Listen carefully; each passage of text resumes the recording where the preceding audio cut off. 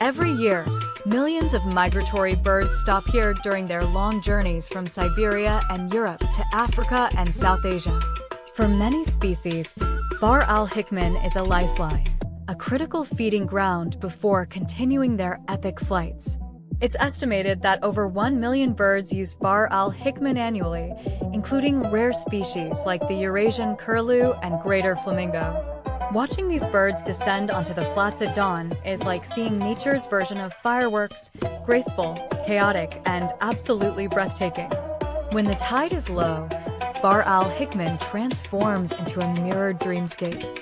You can walk for kilometers through ankle-deep water with nothing but hazy heat waves and endless reflection. Photographers love this place for its optical illusions and minimalist perfection. Visit during sunrise or sunset for the most breathtaking light effects. It feels like walking through a Salvador Dali painting.